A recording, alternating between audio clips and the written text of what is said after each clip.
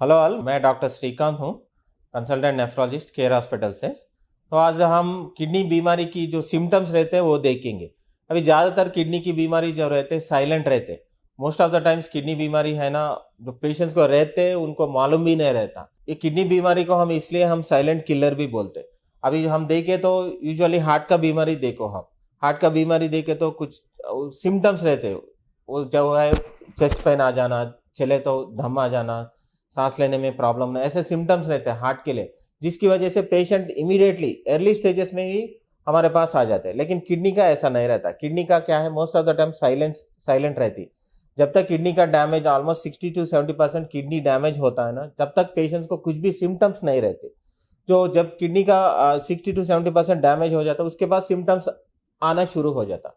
तो पहले हम सिम्टम्स देखें तो यूजुअली सिम्टम्स क्या रहती, मेनली है पैरों में सूजन आना, मुंह पे सूजन आना, बॉडी में एक्सेस पानी भर जाती, धीरे धीरे पैरों में सूजन आ जाती, धीरे धीरे मुंह पे सूजन आ जाना, सांस लेने में प्रॉब्लम हो जाना, और इसके साथ साथ भूख कम हो जाना, इजी फेटिगेबिलिटी, जल्दी जल्दी थकावट आ जाना, बॉडी में हीमोग्लोबिन लेवल्स कम हो जाना, और अपनी बीपी दवा से कंट्रोल नहीं रहती, और पूरा जिस्म को खुजली आ जाना। और ये है फ्यू सिम्टम्स है। और यूरिन की कमी हो जाना, यूरिन कम हो जाना, पेशाब कम हो जाना, ये जो है सिम्टम्स है। चलते चलते दम आ जाना, और ज़्यादा किडनी की बीमारी ज़्यादा देर तक हम ऐसे इलाज नहीं करें तो कुछ लोगों को फिट्स भी आने का चांसेस, हार्ट की प्रॉब्लम्स आने की चांसेस रहती। ये है फ्यू सिम्टम्स है किडनी बीमारी की। अभी हम ये किडनी बीमारी में अभी सिम्टम्स बोल रहा था, अभी टेस्ट क्या कराना चाहिए हमको, किडनी पेशेंट्स को कौन सा टेस्ट कराए तो हम किडनी बीमारी है कि नहीं मालूम कर सकते हैं। Usually most of the times kidney बीमारी एक छोटा सा सिंपल टेस्ट रहते हैं, उतना महंगा भी नहीं रहता। मेन टेस्ट है क्रिएटिन टेस्ट। आप सब लोग सुने होंगे क्रिएटिन टेस्ट।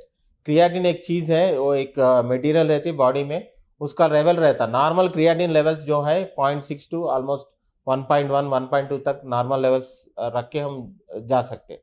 तो वो क्रिएटिन ब्लड की टेस्ट रहती है, वो सिंपल टेस्ट रहती है। वो टेस्ट कराए तो हमको बॉडी में अपने किडनी का फंक्शन कैसा है मालूम कर सकते हैं। ये लेवल्स में जो बोल रहा था 0.6 to 1.2 मिलीग्राम्स पर डेसीलीटर, वो लेवल तक रहना है नॉर्मल पेशेंट को। और उससे ज़्यादा क्रिएटिन लेवल्स बढ़ रहे तो किडनी बीमारी है बोल के हमको समझ के और कुछ टेस्टों की ज़रूरत पड़ती।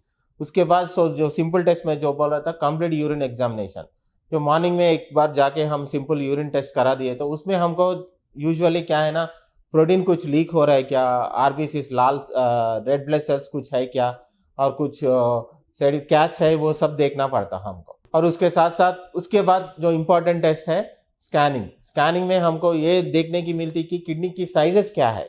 नॉर्मल साइजेस जो है 9 to 10 सेंटीमीटर्स रहना है, किडनी स्मूथ रहती।